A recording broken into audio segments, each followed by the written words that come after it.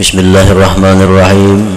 Alhamdulillah nahmaduhu wa nasta'inuhu wa nastaghfiruh wa na'udzu billahi min shururi anfusina wa min sayyiati a'malina may yahdihillahu fala mudilla lahu wa may yudlil fala hadiya lahu. Asyhadu an la ilaha illallah wahdahu la syarika lahu wa asyhadu anna sayyidana Muhammadan abduhu wa rasuluh. Allahumma salli wa sallim wa barik ala sayyidina wa habibina wa maulana Muhammad wa ala alihi wa sahbihi wa zurriyatihi wa atba'ihi. Amma ba'du. Yang kita cintai dan kita hormati para habaib dan para alim ulama, para muhibbin hadirin hadirat rahimakumullah.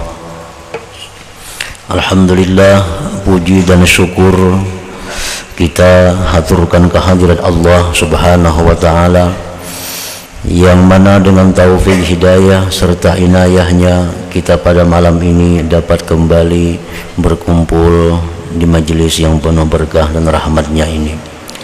Salawat dan salam kita haturkan keharibaan junjungan kita Rasulullah Nabi besar Muhammad sallallahu alaihi wasallam, dan kepada seluruh keluarga, para sahabat, zurriyat dan pengikut beliau sampai hari kiamat nanti.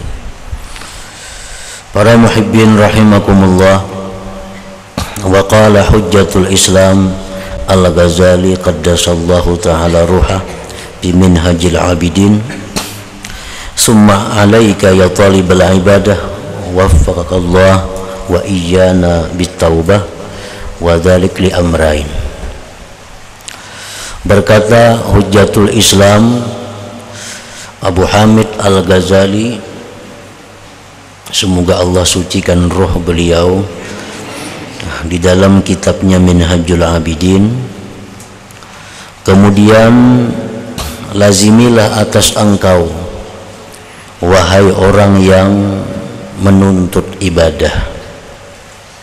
Semoga Allah memberikan taufik kepada kita semuanya, amin ya rabbal alamin.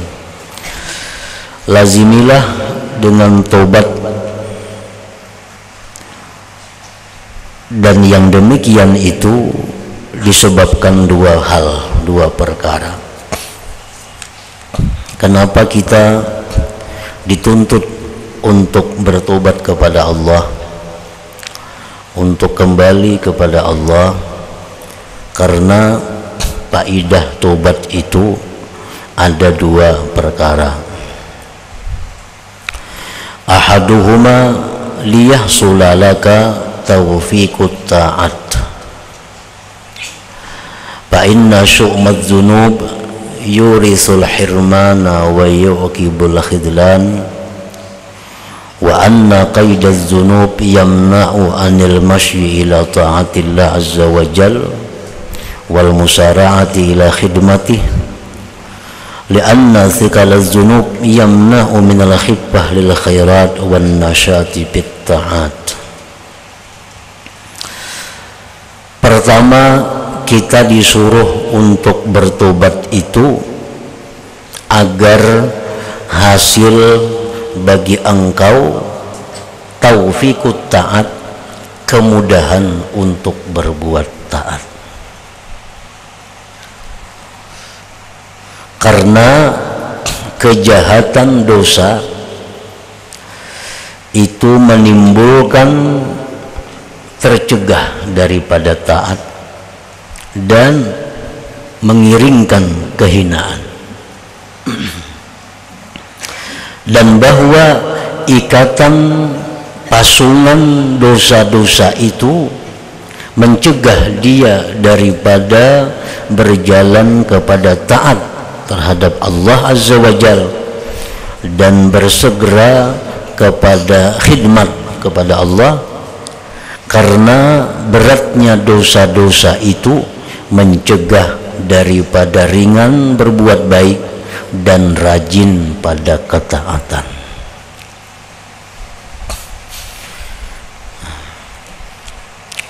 Ini yang pertama di antara dua alasan kenapa kita disuruh untuk bertobat, supaya dengan tobat itu Allah memberikan kita kemudahan untuk berbuat taat.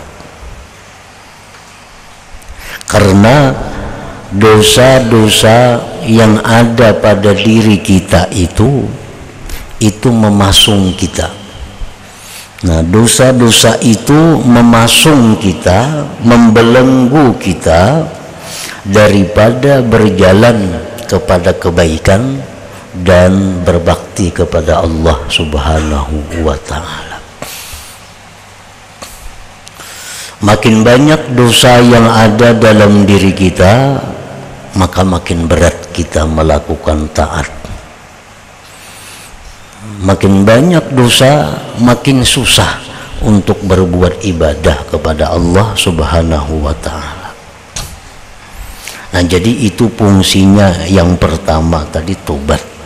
Dengan tobat itu kita terhapus dari dosa, lalu tubuh kita menjadi lepas dari pasungan, dari ikatan dosa tadi.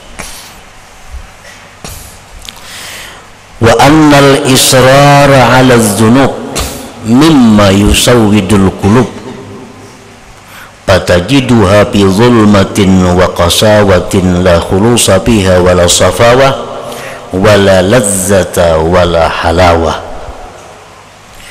Dan bahwa mengekali dosa, mengekali dosa itu artinya kada bertobat, walaupun kada hari-hari berbuat dosa. Kita berbuat dosa 10 tahun telah lalu, satu dosa apa, tapi kita kada tobat-tobat dari dosa itu, maka itu namanya mengekali. Nah, mengekali itu adalah merupakan dosa yang lain lagi daripada dosa yang terdahulu. Jadi umpamanya kita hari ini ada menggunjing orang, nah, hari ini kita ada menggibah orang, kita kada segera tobat, nah itu namanya israr, mengekali. Walaupun kita menggunjingnya tadi, menggibahnya itu cuma sekali, tapi karena kita kada tobat disebut mengekali, dan itu dosa lain lagi daripada gibah tadi. Jadi kalau kita minta ampun kepada Allah, tobat kepada Allah daripada gibah, maka kita tobat pula daripada israr, mengekali itu. Bahwa mengekali atas dosa itu adalah menghitamkan hati. Sudah dijelaskan pada bab-bab yang terdahulu bahwa apabila kita berbuat satu dosa, maka itu menimbulkan satu titik hitam di dalam hati kita. Nah, hati kita itu laksana cermin. Nah, laksana cermin. Dari cermin itu kita bisa melihat diri kita. Dari cermin itu kita bisa melihat diri kita. Nah, cermin itu laksana hati. Nah, apabila cermin itu hitam, satu dosa satu titik hitam, dua dosa dua titik hitam, akhirnya cermin itu kada berfungsi sebagaimana mestinya. Cermin itu kada bisa kita pakai lagi untuk melihat diri kita. Nah, itu kenapa sebabnya? Karena cermin itu sudah terlalu banyak nuktah, titik-titik hitam di situ. Nah, jadi mengekali dosa itu termasuk sesuatu yang membuat hitamnya hati, maka kamu dapati hati itu dalam kegelapan. Wa qasawatin, keras, tidak ada murni padanya dan tidak ada bersih padanya, dan tidak ada kelezatan padanya dan tidak ada manis padanya. Orang beribadah kepada Allah membawa dosa, maka ibadahnya itu tidak ada kelezatan. Nah, ibadahnya itu kada ada manisnya. Ini kenapa kita membaca Quran kada nyaman, kenapa kita berzikir itu kada nyaman, yang mestinya nyaman. Nah berarti itu hati kita ini ada dosa yang belum kita bersihkan. Berarti hati kita ini berpenyakit ngarannya. Nah, para muhibbin rahimakumullah, jadi dalam tubuh kita ini ada yang namanya zahir, jasmani, ada yang namanya batin, rohani. Makanan yang zahir, nasi makanannya, minum-minuman, nah itu makanan yang zahir ini. Makanan hati apa? Salawat, zikir, baca Quran, mendengari ilmu, itu makanannya rohani. Nah apabila jasmani kita ini makan makanan yang manis tapi merasa pahit, berarti ini orang garing, ini orang sakit. Orang sakit tuh liur pahit, disurungi gula pahit, bubur sup pahit, surungi ini pahit. Kenapa? Karena jiwa jasmaninya sakit. Padahal jakanya jasmani sihat, 2 piring habis bubur sup tuh. Kurang buburnya. Lagi sigar ya kada ada menawari bubur, sudah garing macam-macam tawarannya. Tapi garing, semuaan pahit. Nah, kenapa pahit? Padahal mestinya manis. Gula mestinya manis, kenapa pahit? Berarti bukan gulanya yang pahit, tapi ini orang masalah pada tubuhnya. Nah, masalah pada tubuhnya ada gangguan, ada penyakit. Begitu dia sehat, maka kembali gula manis, macam-macam makanan menjadi nikmat, menjadi lezat. Kalau tubuhnya sudah sehat. Nah para muhibbin rahimakumullah, demikian pula hati kita ini makanan resminya adalah zikrullah. Nah, makanan hati ini salawat, itu makanan hati. Nah mestinya hati kita ini begitu kita baca salawat, hati kita ini nikmat. Begitu kita baca zikir, hati kita lezat. Begitu mendengar ilmu, hati kita manis, nyaman. Itu kalau hati kita ini bersih, hati kita ini sihat, hati kita ini normal. Nah kenapa kita diberi makan zikir hambar, diberi salawat pahit, diberi istighfar kada nyaman? Berarti hati kita ini ada penyakit. Nah itu persamaannya antara jasmani dan rohani. Berarti hati kita ini ada sakit. Nah kalau tubuh itu sakit, berbagai macam namanya penyakit, ada malaria, ada penyakit itu, penyakit ini. Nah hati itu penyakitnya adalah dosa, dan dosa itu pun bermacam-macam jenisnya dosa. Nah, jadi kalau kita berzikir, coba zikir 100 kali la ilaha illallah, nyaman kada hati kita? Bila kada nyaman, berarti hati kita ada dosa, berarti hati kita ada penyakit. Kalau hati kita bersih, pasti nyaman. Sebagaimana nyamannya liur kita memakan makanan yang manis. Kalau ada bedanya itu. Nah jadi hati yang penuh dengan dosa tadi, wala lazzata, tidak ada kelezatan, wala halawah, dan tidak ada manisnya. Wa illam yarhamillah ta'ala fasatajurru sahibaha ilal kufri wasyaqawah.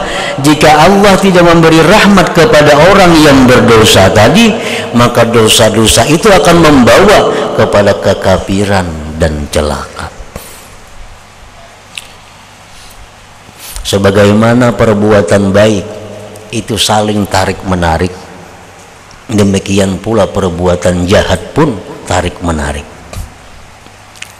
Nah, kalau kita berbuat dosa, satu dosa kita kada tobat, nah itu akan mengundang lagi dosa yang lain. Dosa dua sudah jadinya. Nah dua dosa ini akan mengundang lagi dosa yang lainnya. Kalau kita kada tobat, mengundang lagi dosa yang lebih besar daripadanya. Akhirnya undang-undang mengundang, membawa kepada kekafiran, dan kafir itu adalah dosa yang paling besar di antara dosa besar. Nah, perbuatan taat pun demikian. Kalau kita berbuat taat sedikit, tapi karena taat kita itu nikmat, taat kita itu lezat karena hati bersih dari dosa, akan mengundang kepada taat yang lain lagi. Nah, dulunya cuma 2 rakaat, nikmat nyaman, sekarang jadi 4 rakaat. Dulunya cuma 100 kali sehari baca sholawat karena nikmat, karena nyaman, udah jadi 200 sehari. Nah, itu mengundang kebaikan, itu membawa kepada kebaikan lainnya, dosa pun membawa kepada dosa yang lainnya.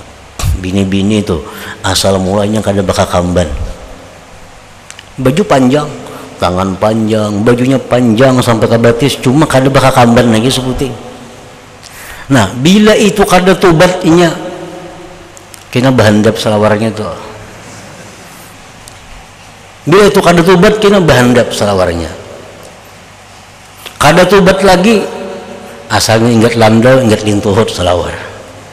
Kada tobat lagi, ingat batang paha selawarnya. Itu mengundang kepada kejahatan. Kayaknya tangannya panjang, jadi ingat siku, jadi ingat bahu, akhirnya dadanya kada berpakaian lagi. Nah, padahal asalnya cuma kada memakai jilbab, asalnya cuma kada memakai penutup kepala, tapi karena itu kada disesali, kada tobat, mengundang. Orang laki-laki dan perempuan yang berduaan itu satu dosa. Al-khalwah bil ajnabiyah, berduaan laki-laki perempuan itu dosa. Nah, bila ini kada dihentikan, akan menjalar kepada dosa yang lebih besar lagi, lebih besar lagi. Pada asalnya cuma berduaan. Nah, jadi sifat dosa itu selalu menarik kepada dosa yang lebih besar lagi. Jika Allah tidak memberikan rahmat, maka akan menarik kepada kekafiran, dan akhirnya adalah syakawah, celaka. Faya ajaba kaifa yuwaffaqu lit-ta'ati man huwa fi syu'min wa qaswah, wa kaifa yud'a ila al-khidmati man huwa musirrun 'ala al-ma'siyati wa muqimun 'ala al-jafwa, wa kaifa yuqarrabu lil munajati man huwa mutalattikhun bil aqdari wan najasat. Bagaimana mungkin diberi taufik, diberi kemudahan untuk taat kepada Allah orang yang berada di dalam kejahatan dan di dalam hati yang keras. Orang yang hati keras karena dipenuhi dosa, bagaimana mungkin itu bisa diberi taufik untuk taat? Dan bagaimana diajak kepada berkhidmat orang yang mengekali maksiat dan meneruskan renggang dengan Tuhannya? Bagaimana didekatkan seseorang untuk munajat sedangkan dia bercelumur dengan kotoran dan najis maksiat? Raja kada akan mengundang seseorang naik ke istana kalau orang itu bercelumur dengan lumpur. Itu sudah nyata. Kita ini jadi raja umpamanya, tentu kita kada akan membiarkan ada rakyat yang naik ke istana sedangkan badannya bercelumur dengan kotoran. Suruh mandi dulu, ikan baju rigat ganti, tuh batis basuh, hanya naik ke bawah, ujar raja. Nah, itu raja-raja dunia. Nah, begitu pula Allah tidak akan mengundang seorang hamba yang mana dirinya bercelumur dengan dosa-dosa. Nah, jadi tobat itu adalah utama dulu agar bisa masuk ke istana Allah. Tobat itu adalah utama agar kita bisa taat kepada Allah. Kan taat itu memenuhi undangan Allah. Nah, sembahyang itu memenuhi undangan Allah. Nah, kalau kita bercelumur dengan najis, dengan dosa, tentu kita kada akan dibiarkan masuk. Pantas sembahyang kita selalu berat, sembahyang kita selalu lapah, sembahyang kita selalu berujung lapah. Kenapa? Karena kita kada diizinkan untuk masuk ke dalam hadratullah itu. Wa fil khabar anis sadiqil masduq Rasulullah sallallahu alaihi wasallam annahu qala idza kadzdzabal 'abdu tanaha anhul malakani min natni ma yakhruju min fih. Rasulullah sallallahu alaihi wasallam bersabda, bila mana berdusta seorang hamba maka berjauhlah daripadanya dua malaikat dari busuknya yang keluar dari mulutnya. Nah, kita ini berdusta, mengucapkan kalimat dusta. Malaikat ini berjauh dari kita karena busuknya itu kalimat dusta tadi. Nah, fakaifa yasluhu hadzal lisan li dzikrillah azza wajal, bagaimana patut ini lisan yang bau busuk tadi untuk berzikir kepada Allah azza wajalla. Nah, kita tangan aja yang rigat patutlah untuk makan, kada patut. Karena mau makan kita kalau tangan rigat pasti kita basuh dulu. Nah, Allah pun kada akan menerima lisan yang kotor itu menyebut namanya. Lisan yang kotor itu menyebut namanya. Fala jara ma la yakadu yajidul musirru 'alal isyan taufiqa, maka pastilah jauh sekali mendapatkan orang yang mengakali maksiat itu mendapatkan taufik dari Allah Subhanahu wa taala. Nah, kenapa jar malas beribadah? Kenapa kada mau awit beribadah? Itu kada ada penyebab lain selain daripada ada dosa yang belum dia tobat daripadanya itu.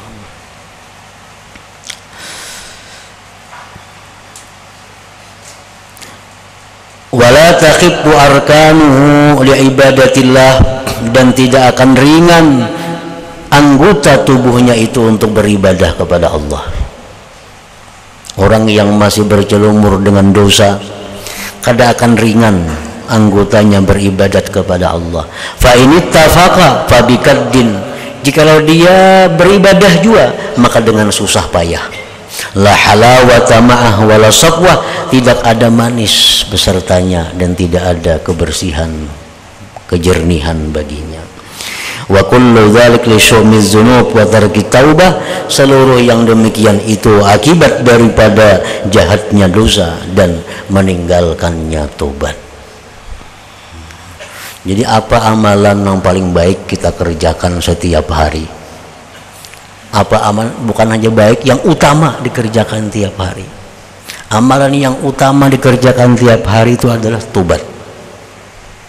Tobat. Pagi tobat, tengah hari tobat, kamarian tobat, tengah malam tobat. Kenapa? Karena kita pasti ada melakukan dosa-dosa di tengah-tengah waktu itu.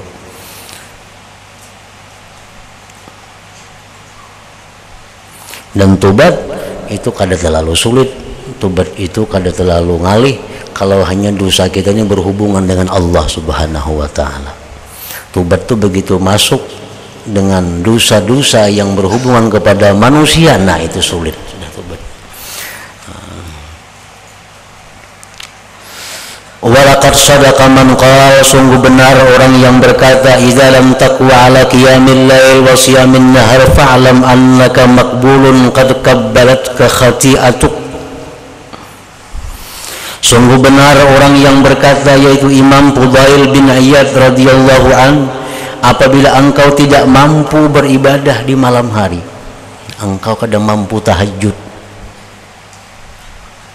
kada mampu puasa di siang hari, maka ketahuilah bahwa engkau itu terpasung, dan sungguh memasung akan engkau dosa-dosa engkau sendiri. Wa misluhu qala rajulun lil Hasan al-Basri rahimahullahu ta'ala, seperti itu berkata laki-laki kepada Hasan Basri rahimahullah, ya Aba Sa'id, inni abitu mu'afa wa uhibbu qiyamal lail wa u'iddu ma bali atakassaru wa la akumu hal lidzalika min sabab. Wahai Aba Sa'id, ulun ni guring dalam keadaan sihat, dan ulun kapingin tengah malam tuh bangun, ulun siapkan sudah alat-alat bersuci, banyu sudah siap, segan baudu tengah malam kini semuaan sudah siap. Maka apa keadaan ulun ini malas dan kada bisa bangun tengah malam itu. padahal ada penyakit apa-apa. Waktu guring hendak bangun tengah malam, sudah disiapkan macam-macam keperluan beribadah di tengah malam, sudah siap. Begitu tengah malam kulir. Apa sebabnya?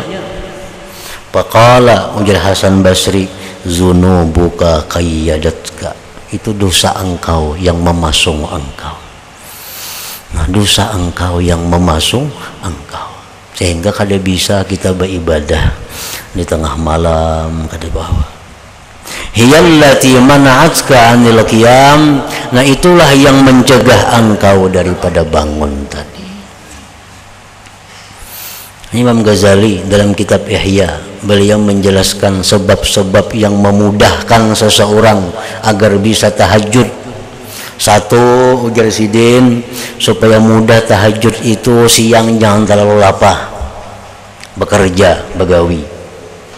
Karena bila siang kalapahan bekerja, malam kayaknya janak bana guringnya.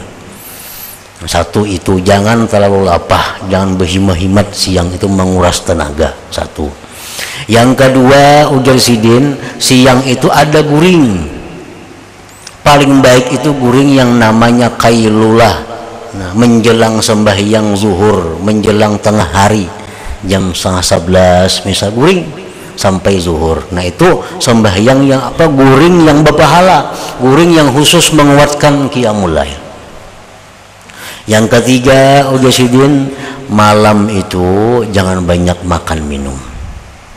Bila banyak makan minum, otomatis barat mengantuk. Nah, yang keempat, supaya bisa tahajud itu pada siang hari jangan melakukan dosa. Artinya bila melakukan dosa juga tobat sebelum malam. Nah, bila 4 hal itu kita laksanakan, kita akan bisa tahajud di tengah malam itu. Nah, macam orang nih, nah, sudah semuaan siap, tengah malam bangun, timbul kada kawa tahajud, pada bangun aja, ujuk-ujuk ke situ kamari tengah malam, timbul buka TV sampai subuh kena.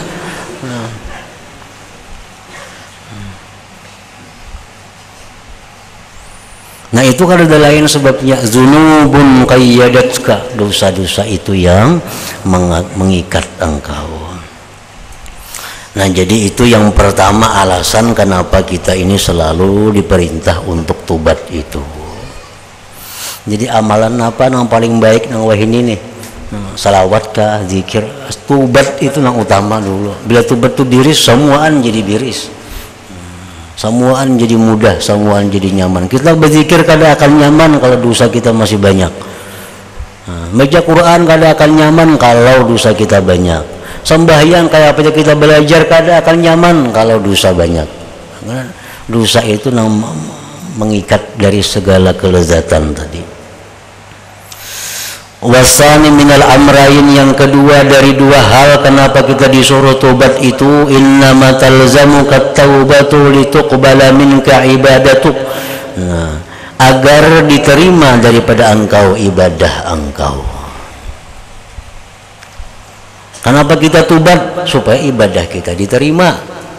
Karena kalau kita menggunjing orang umpamanya, nah, kita kada tobat-tobat daripada menggunjing orang. Sembahyang kita kada diterima. Pakaian kita ada harta yang haram, sembahyang kita kada diterima. Makanan yang haram kita beribadah kada diterima. Manipu orang kada minta maaf, kada minta halal, sembahyang kada diterima. Nah jadi innama talzamuka taubatu lituqbala minka ibadatuk, supaya diterima daripada engkau ibadah engkau. Kan di Quran dijelaskan innama yataqabbalullah minal muttaqin, Allah hanya menerima amal orang yang takwa kepada Allah subhanahu wa ta'ala. Jadi bila kada bertobat dahulu, kayak apa aja beramal kada diterima Tuhan, selama masih ada dosa-dosa yang kita belum tobat daripadanya. Kan tobat ini pembersihan diri daripada kotoran najis dosa. Nah dengan bersih itu kita akan mudah disilahkan untuk masuk ke hadratullah. Hadratullah adalah ibadah kepada Allah Subhanahu wa taala. Nah, jadi dua hal itu yang menyebabkan kenapa kita disuruh tobat. Satu, supaya kita bisa mendapat undangan Allah untuk taat. Nah, yang kedua, supaya taat kita itu diterima. Taat kita diterima. Karena bila kita diundang, nah itu ada harapan diterima. Orang bocor umur misalnya lawan kotoran, tigat baju batis rigat, kada diundang ke istana, masuk ke istana Bakakarasan, kada menghadapi juga rajanya. Tentu raja kada akan mau menghadapi. Nah, sama orang banyak berisi dosa, kada batu-batu tatap sembahyang bepaksaan kada Tuhan terima juga sembahyangnya. Nah, itu persamaannya, perbandingannya. Jadi tobat itu membersihkan dulu. Bila kita bersih diri, nah kita bisa diundang oleh Allah. Bila Allah mengundang, tentu Allah akan menerima apa yang kita sampaikan ke hadirat Allah Subhanahu wa taala. Nah, hingga situ dulu makna taubah an-nasuh. Ila hadratin Nabi sallallahu alaihi wasallam. Al-Fatihah. Iyyaka na'budu wa iyyaka nasta'in. Ihdinas siratal mustaqim. Asyhadu an la ilaha illallah wahdahu la syarika lah wa asyhadu anna sayyidana Muhammadan abduhu wa rasuluh. La ilaha illallah nastaghfirullah. La ilaha illallah nastaghfirullah. La ilaha illallah nastaghfirullah. La ilaha illallah wa natubu ilallah. La ilaha illallah Muhammadur Rasulullah sallallahu alaihi wasallam. فيا أيها الرجل منه شفاعة صلوا عليه سلموا تسليما. اللهم صل وسلم وبارك عليه.